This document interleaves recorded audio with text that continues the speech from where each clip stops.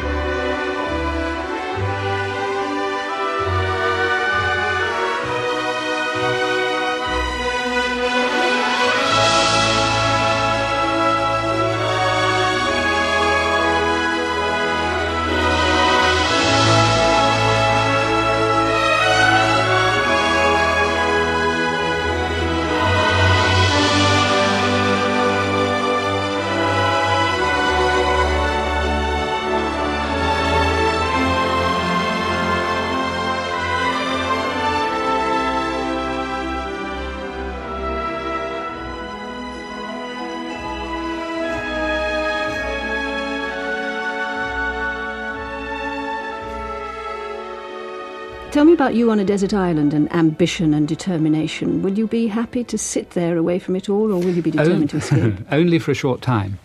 The idea of sitting on a desert island sometimes is very attractive. 3:15 on Tuesdays and Thursdays is often very attractive indeed. So the idea of staying there for a brief while I would very much enjoy. But because I was trapped there, I would want to get away. I would have to try and escape, and I'm sure I would. And in the meantime, you'd have your music to listen to. I'd have music. How have you set about choosing your 8 records? It's a difficult task, isn't it? Very difficult. I thought when I first sat down that it wouldn't take very long. I'm very fond of music. I've got quite wide-ranging tastes in music. And I thought there'd be no difficulty in picking 8 records. But I was wholly wrong. Picking 80 would have been easy. But reducing that 80 to 8 was very difficult. And eventually it was a choice that enabled me to bring in music of all different sorts, and music that, in one respect or another, had a special memory or a special meaning. And what's the first one? The first one is a Gershwin tune, Rhapsody in Blue, played by the New York Phil. And why do you want that? It's a beautiful piece of music, very haunting, lovely clarinet introduction. And I have spent years listening to my daughter graduate from the recorder to the clarinet and playing in the room next door. I'll be able to remember that as well.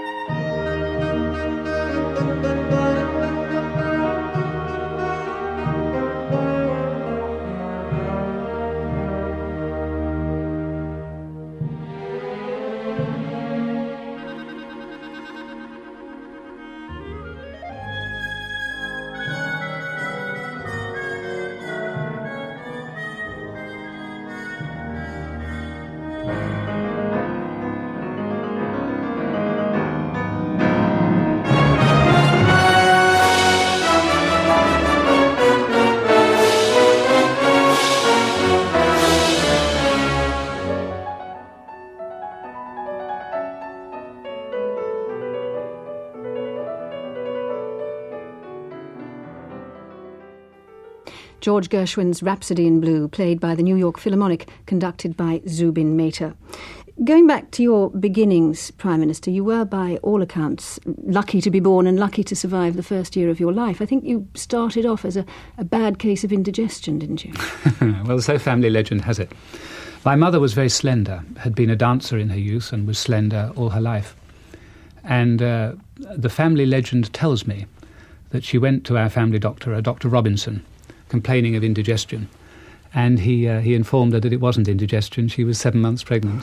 But your parents, I mean, your father was, I think, about 64 when you were born, and your mother was a little older. My father, I think, was 66 when I was born. Your mother was in her mid-40s. And they already had two children, aged, 10 and 13, I think? Yes, my brother and sister were a good deal older, and my sister, in many respects, was a second mother during my childhood. Tell me about family life after the war, at home, south of London, in Worcester Park, with your father making garden ornaments for a living in the back garden. Tell me about the atmosphere of that early childhood. Well, it was bliss. It was a very close-knit family. People talk a lot about my father. He was a very colourful character, the best one-on-one raconteur I have ever heard, bar none. And he was almost immensely entertaining to listen to, and I was entranced as a small boy listening to his many stories, going across the Atlantic in masted sailing boats, all sorts of things that he had done. But our family actually revolved around my mother. She was a formidable personality in her own right, and she was the centre of the family. She determined what we did. My father made the important decisions like what the government should do, and she decided where we went to school and where we lived. And he'd been an entertainer, hadn't he? He'd been in circus and music hall and theatre and so on. He was in music hall for many years. He was an impresario for a while. He had his own small travelling show. He was a magician. He was a singer. He did a bit of acting. And my mother originally worked in his show. She was a dancer. And as a child, she toured with my father for many years. Pick up your Sunday morning papers, it's nearly always trouble that you read. Man and wife, always having strife, for separation each of them will plead. Now if the woman only used a little bit of tact, with happiness they always would be blessed. Do the same as I do and you'll never have a row. Believe me, my old man's one of the best. I wake him every morning when the clock strikes 8. I'm always punctual, never late, with a nice cup of tea and a little round of toast, the sporting life and the winning post. I make him nice and cozy, then I toddle off to work. I do the best I can, for I'm only doing what a woman should do, 'cause he's only a working man. But the neighbours, I mean, the neat and tidy people of Worcester Park must have thought you were quite an unconventional family, really. Well, it never struck me so at the time, but our house was always full. I remember, for example, Coronation Day in 1953. My father had bought a television specially, and it seemed to me that half the street were there, and there was nothing unusual about that. So it was obviously, although, as we say, as I keep saying, your father was a lot older than those of your peers, nevertheless it was a happy and secure family. Totally, and I wouldn't swap those memories.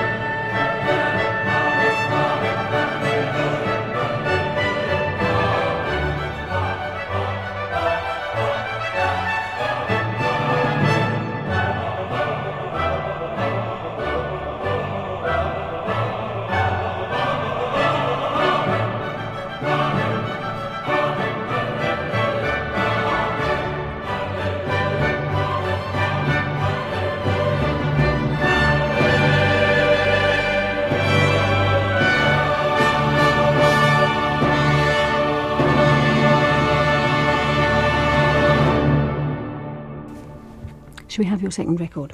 Yes. June Bronhill singing The Holy City. Norma has been a friend of June Bronhill. They shared a flat at one stage, and for a while Norma acted as a nanny to June's daughter many years ago. And June also sang at our wedding, though not, I must say, The Holy City. And the best holiday Norma and I ever had was at a chantry in the West Country. And the chantry was empty, and we had taken one long-playing record with us, and it was June Bronhill singing sacred songs, and amongst it was The Holy City. And I can hear it echoing now as we lay out on the lawn in this large empty chantry. It was beautiful. Last night I lay a-sleeping, there came a dream so fair. I stood in old Jerusalem, beside the temple there. I heard the children singing, and ever as they sang, methought the voice of angels from heaven in answer rang. Methought the voice of angels from heaven in answer rang. Jerusalem, Jerusalem, lift up your gates and sing. June Bronhill singing The Holy City. So, up until the age of 12, as far as you knew, life for the Majors of Longfellow Road was a happy and secure affair. But suddenly it all went wrong, didn't it? What happened? My father, who was then in his 70s, had entered into some injudicious business venture or another. And being my father, he had never signed contracts, word of mouth, and a handshake was sufficient for him. And quite what went wrong, I don't know. But he was left with a large debt of some sort, and being my father, he met the debt in full, and that meant selling our home in Worcester Park and moving away. So you moved to Cold Harbour Lane in Brixton. We moved to Brixton. How did the accommodation compare? Well, it was a bit different. From a fairly pleasant, though modest bungalow with a large garden and a pond and poplar trees at the bottom of the garden and a big lawn, we moved to the fourth floor of an old Victorian building, and we had 2 rooms and a landing, and there were the 5 of us. And the gas ring was on the landing? The gas ring was on the landing, that's right. And the loo was about 3 floors down? The loo was on the ground floor. And the other occupants of the house were apparently not well, they were not too salubrious. They were a mixed bunch. And over the years, they changed from time to time. There were some youngsters who were here just for a few months and then went away to avoid tax and then came back again. There was an elderly gentleman who had some very eccentric habits indeed. And I guess there were other people in the house whom I prefer not to remember. A few on the wrong side of the law? There were 1 or 2, yes. I was dispatched by one of them from time to time as I guess I must have been 12, rising 13 then, to go and place bets with an illicit bookie who at that stage plied his trade in the environments of Loughborough Junction Station. And that happened 2 or 3 times till my father discovered it, and no more. And your parents stopped you from mixing with them, did they? No, but they certainly stopped me carrying bets to the illicit bookie. But what effect did it have upon you as a young adolescent? What do you think it made you feel, the fact that your family had fallen on hard times? Made me feel pretty strongly that I didn't want other people to live in the same circumstances. I think it did harden some attitudes in me that otherwise wouldn't have been there. I hate people who patronise. I dislike snobbishness. I don't like selfishness. I find those intolerable ways to behave. And I think it was probably in those years that I learnt to dislike that quite so much. Because you suffered from those things? People in those circumstances do. How would you then have reacted if a politician had said to you at that time, you know, I understand your distress and I understand that you've lost your home and that you're not as happy as you were, but I can't offer you much immediate help. You've got to wait because we've got to get the economy right first. I would want to look in his eyes and see if he meant it. It wouldn't help you in that moment, though, would it? At that particular moment, I understand how people feel who are in difficult circumstances when politicians can't put it right immediately. But the only way for the politician, if he is to be honest to what he needs to do, the only way he can behave is to set out honestly and genuinely what needs to be done to prevent those circumstances reoccurring for other people and to lift the people who face them into better circumstances. But that's the politician talking. I mean, what reaction would that have had in the 13-year-old boy who'd lost his family happiness and his sense of security? I can't tell at this distance in time. I hope I would have understood it. I hope I would have realised that people were trying to help. People did in those days. I believe they often made the wrong judgments, but there were many people who were trying to help.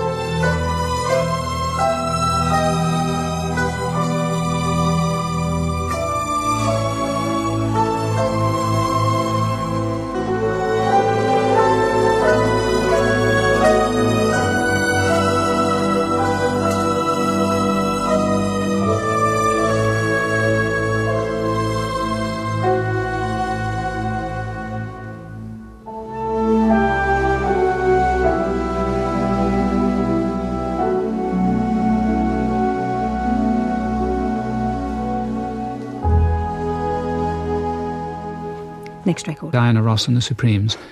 I worked in Nigeria in my early 20s, and whilst I was there I had a motor accident and spent some time in hospital there, and then quite a few months with a very serious leg injury in hospital in the United Kingdom in Mayday in Croydon. And I remember turning on the radio as I lay there in plaster up to my thigh for month after month, and this was the record that always seemed to be playing at that time. Hey life, look at me, I can see the reality. It's when you shook me, took me out of my world. I woke up, suddenly I just woke up to the happening. When you find that you love the future behind, it's when you got a tender love you don't take care of, then you better beware of the happening. The Happening, Diana Ross and the Supremes. So you left school at 16 against your parents' wishes, I think. Was that because you felt guilty, because you felt you ought to be bringing home some bacon by then? I had no particular wish to stay at school, but also I did think that an extra few pound would make a difference. What was your first job? I worked at Price Forbes in just over London Bridge, and I remember going for an interview, and I came home and I was offered a salary of £260 a year, £5 a week. And on the bus going home, I remember thinking to myself, was it 260 or 160? And it was a huge worry. This was as an insurance clerk? That's right. Do you remember your first day? What did you look like? What did you wear? I wore a charcoal suit that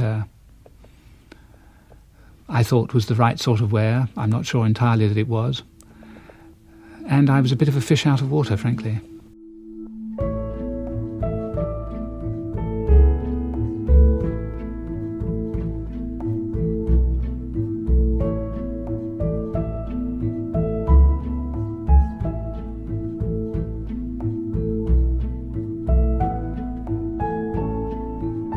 So you eventually left, and later on I think you became a labourer, didn't you, in your father's old firm, which had been bought out by somebody else. But finally that folded, and you were on the dole. Tell me about that experience.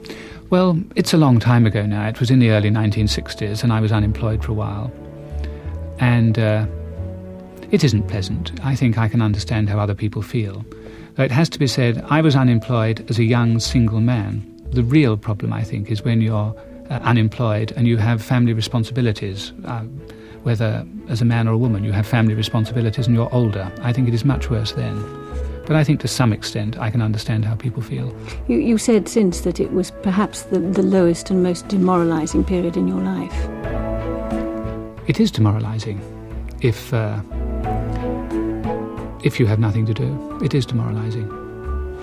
How difficult for you then is it today to preside as you do over increasing unemployment? I think since you've been Prime Minister, another 750,000 people have become unemployed. That must be difficult for you to live with in the light of your experiences. You can live with it only for one reason. And that is because you are in a position to put into place the policies that you think will recreate jobs, not temporary jobs, not jobs that will last for a month or 2 months or 6 months, but permanent jobs to give people permanent security. Providing you believe you can do that, then I think you can live with the difficulties.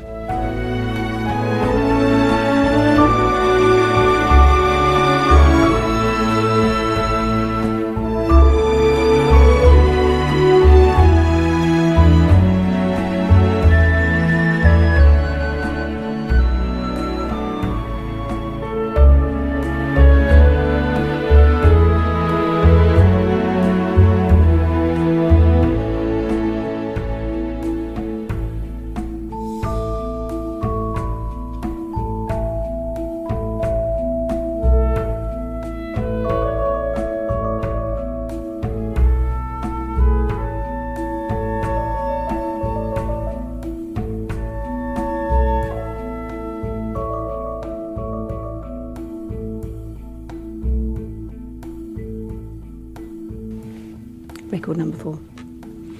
The fourth record is a Joan Sutherland record, The Mad Scene from Lucia de Lammermoor. The first time Norma and I ever went out together was to a gala for Sir David Webster at Covent Garden in 1970, in the early part of 1970. And I had been up for most of the previous 2 nights. I was a Lambeth councillor at the time, and we'd had very late meetings, and I'd had very little sleep. And the gala went on a very long time, and Joan Sutherland came on to sing The Mad Scene quite late at night. And as she began to sing it, I nodded off. And how our relationship survived that, I'm never sure.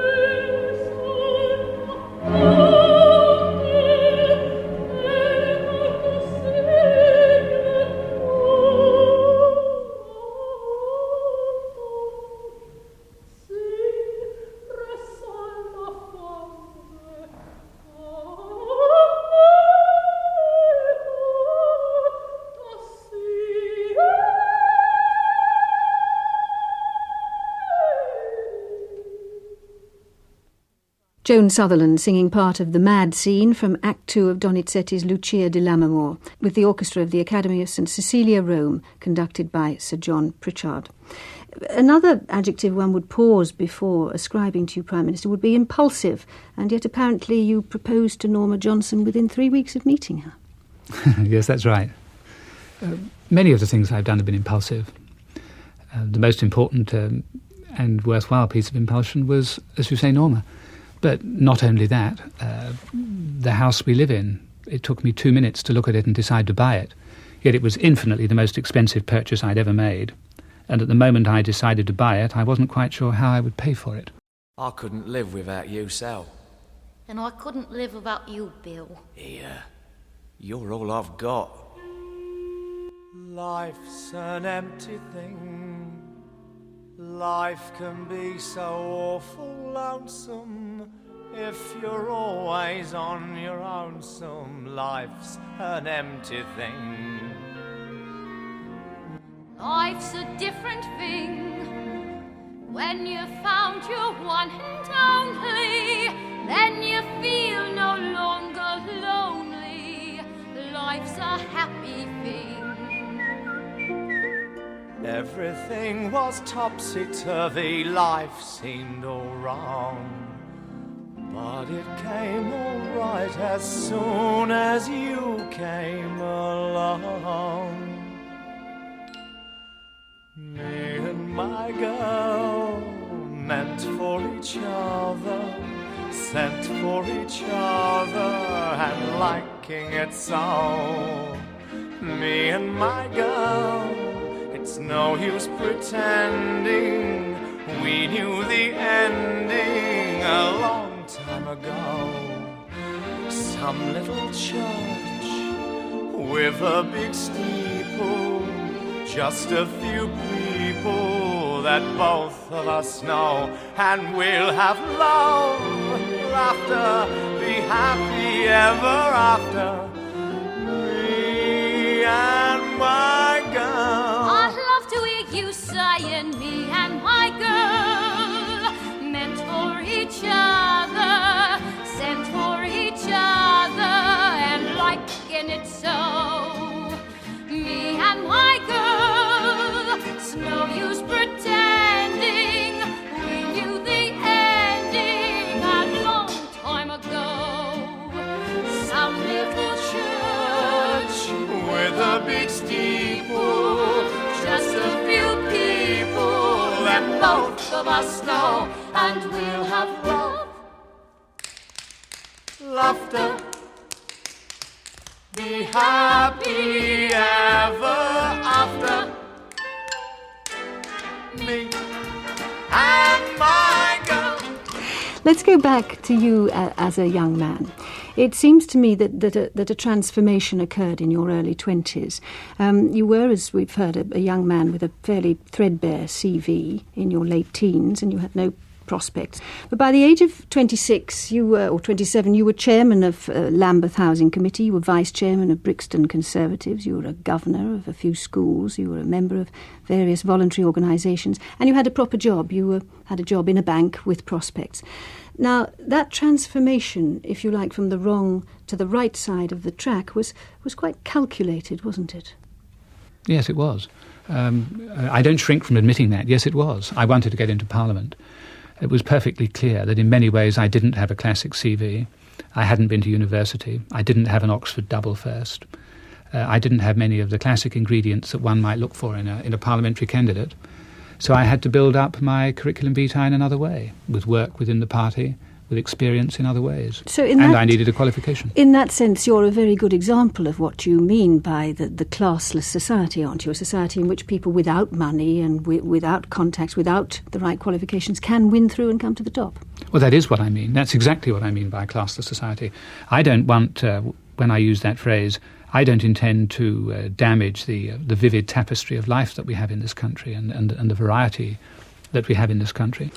But that's fine, isn't it, the politics of self-improvement, if you're good at it. And you are a shining example, and Mrs. Thatcher too, your predecessor was the grocer's daughter who went to grammar school and so on. But for every one of you, there will be hundreds of others who, for whatever reason, won't have the guts and the ability and the determination to get there. What about those people who fall by the wayside in your enterprise culture? Well, not everybody would want to do that, quite apart from having the luck, the good fortune to do so. Not everybody would actually wish to do that. They would wish to live their life in different ways, and I believe they should be entitled to. But if what underlies your question is the thought, do we need a proper welfare safety net in this country, then I believe very much that we do. That is not at all inconsistent with the belief that those people who are able should be able to achieve whatever they want, whether to become a captain of industry or to go into politics or science. And yet, you know, one of the most striking images, if you like, of the 80s were those people we saw who still do sleep in cardboard boxes, and the already a telling image of the early 90s are people whose homes are being repossessed. That doesn't quite fit, does it, with what you're saying? Well, we stopped, if you will recall, at the repossessions just before Christmas. We took action which should stop most of the repossessions. There will always be some marriage breakup and problems of that sort that no government can wholly solve, and so there will always be some repossessions, and there always have been. I'm very concerned about the cardboard box people, but they're not there because there is no accommodation for them. In the areas where they actually sleep, you will actually find there is shelter available for them, and they simply will not go to that shelter. That is the problem. Night after night, people try and encourage them to go to the shelters that were there. I set up more of those when I was Minister of State at the Department of Health and Social Security in different parts of the country, precisely to deal with this problem. But there are some people, for whatever reason, who stand outside the normal habits of society and simply don't want to come inside. And it's a very difficult problem in a free society to cope with.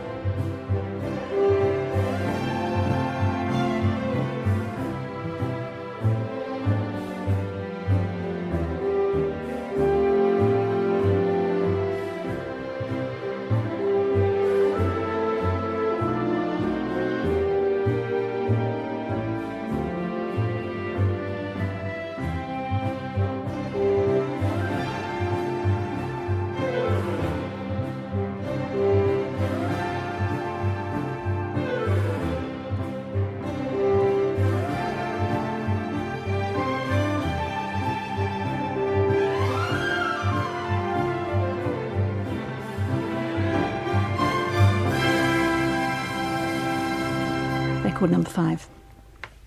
The fifth record is Rostropovich playing the Elfin Dance. The reason for this is at the period I was Chancellor, after a lot of very difficult negotiations, we managed to arrange for the European Bank for Reconstruction and Development to come to London.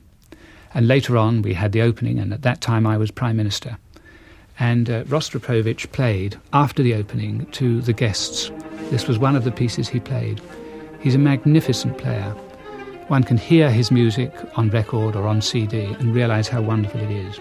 But to sit 4 feet away and see him playing is to see genius at work.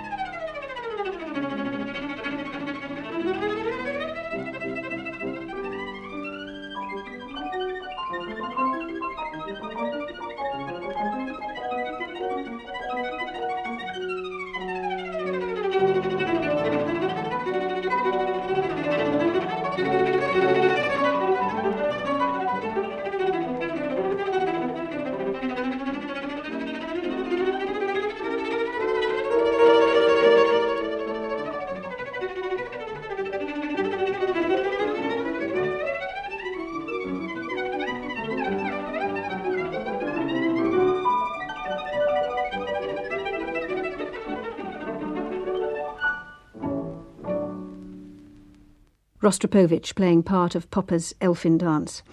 Is it true, Mr. Major, that when you took your first cabinet in November 1990, you sat down in the Prime Minister's chair, you looked up and down the line with a mischievous grin and said, well, who'd have thought it? Yes, it is true. It is true. Everyone was sitting round the cabinet table looking rather tense and wondering what was going to happen and whether I was going to produce some pompous announcement of what we were about to do.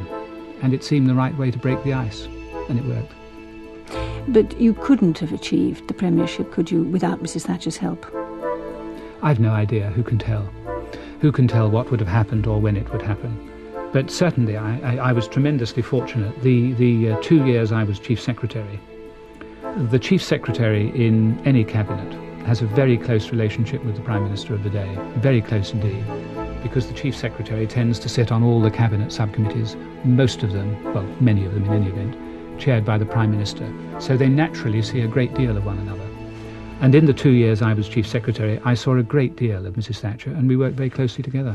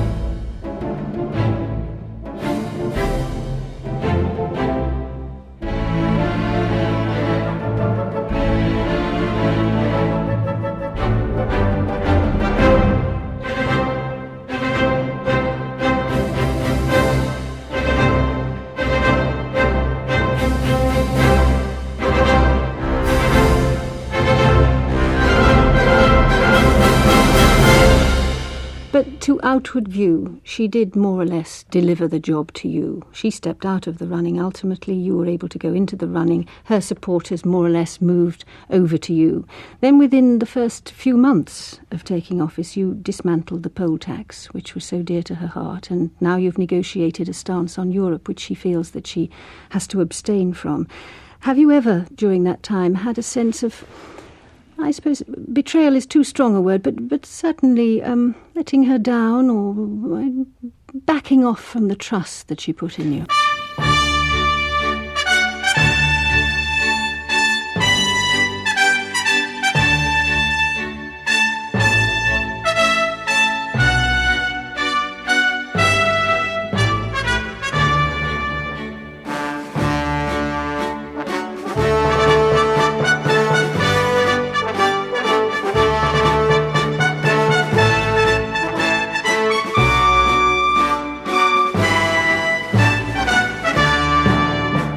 I don't believe anybody delivers the Prime Ministership, the votes of 300 plus Conservative MPs to anyone else.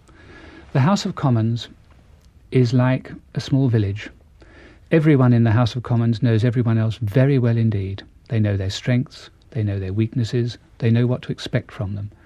So everybody knew a great deal about me. I'd been around a long time. I'd been Foreign Secretary, I was Chancellor, I'd been Chief Secretary, I'd been a Social Security Minister, I'd been a whip, and therefore around the House a great deal.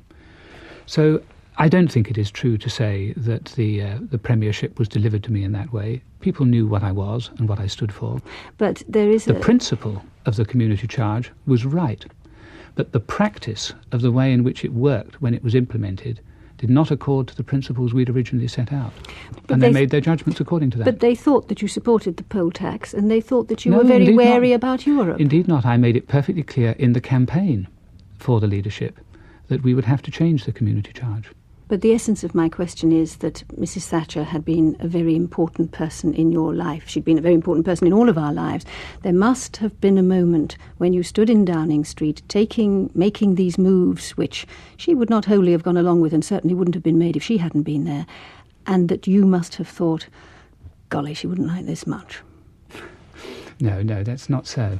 Every Prime Minister must make his or her own decisions about what is right. Of course, but you must have felt that. Being a human being, you must have felt that. No, I don't think in that sense I did. Everyone must take their own decisions. Events move on. Prime Ministers both make events happen, and they also have to respond to events. And Prime Ministers have to make their judgments against that. That is what I did, and I think the judgments that I made about the community charge were right, indeed inevitable.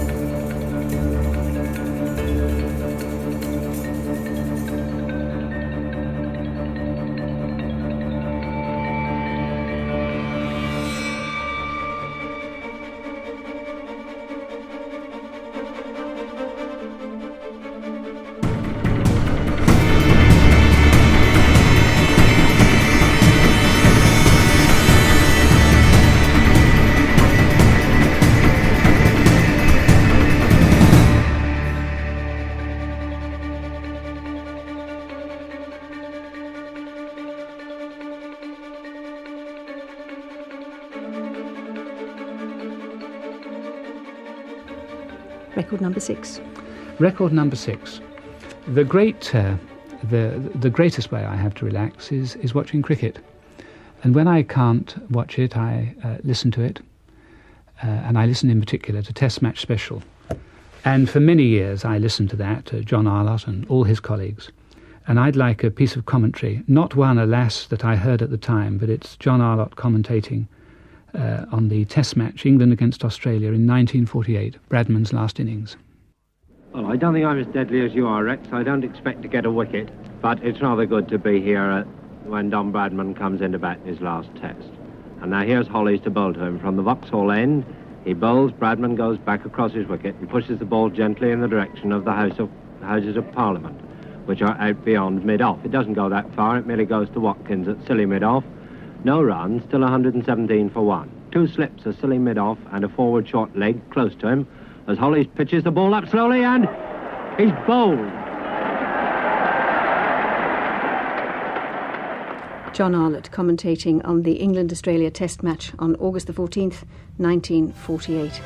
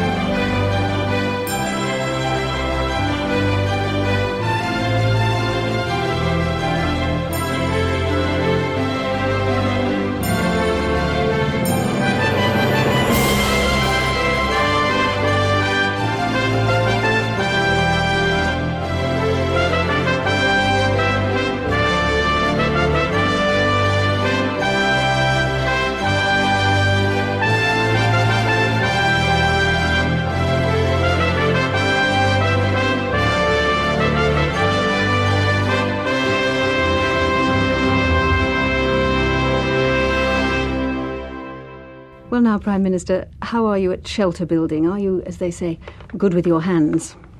I'd be pretty amateurish, I think, but I guess I'd have a lot of time to improve. So I think I'd be able to build a lean-to. But if you sat there day after day, you know, staring out at the same sea and that same empty horizon, how long would it be before depression set in? Not depression. It wouldn't be depression. It would be a determination to get off the island. I don't think that would be very long. A few days, perhaps a fortnight's holiday, and I'm usually very frustrated and want to go back and do some more work. But how are you going to accomplish this? I mean, no ship is necessarily going to sail by. What are you going to do? Well, I'm a politician. Perhaps I can build a hot air balloon. Would you miss power for itself? That's something that you've had, really, ever since you got onto Lambeth Council all those years ago. You've had it in various forms. How would John Major cope stripped of power? I don't believe I'd find it difficult to cope with that. I'm fairly laid back about it, fairly pragmatic about it. If I lost it, I think I could cope fairly well. Next piece of music. Well, the next piece of music perhaps strikes rather oddly against that. It's Elgar's Pomp and Circumstance March, conducted by Malcolm Sargent. Why do you want that? It's a lovely piece of music.